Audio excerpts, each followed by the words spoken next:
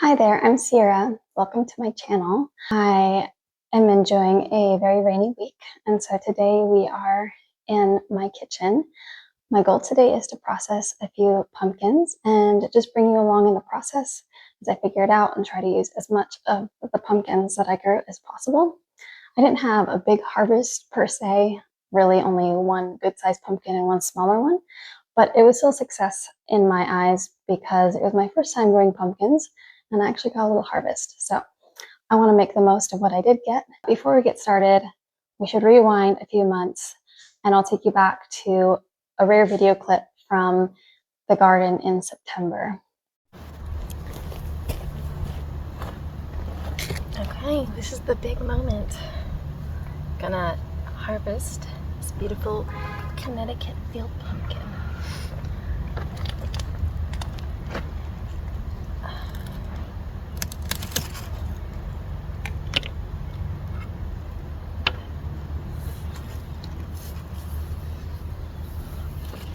Oh, it has a sunburn from the netting.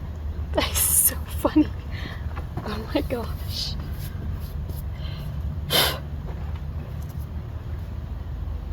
You see the crisscross?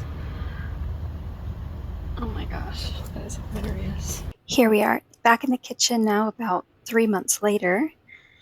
And as I cut these open and started to pull out the seeds, I found something that I thought was really fun. Some of these seeds have started to germinate and sprout inside the pumpkin. I found this pretty fascinating, so I thought, why not do a little experiment?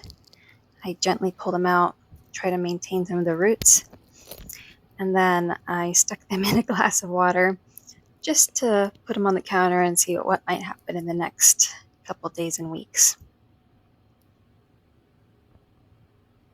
It's amazing how something like this can sprout even without light. I made sure to leave some of the pumpkin in with the water so that it had a little something to feed on in case that made a difference. Then I went through and I pulled out the rest of the seeds. Some I'm saving to eat and make into a snack, and some I'm saving to plant in the spring. Next, I put them out on a pan and stuck them in the oven. I just think the color on these is so beautiful.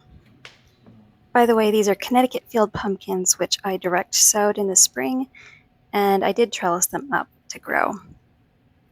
After they finished cooking in the oven, I pureed them in my blender and mixed up the dry and wet ingredients to make a batch of scones.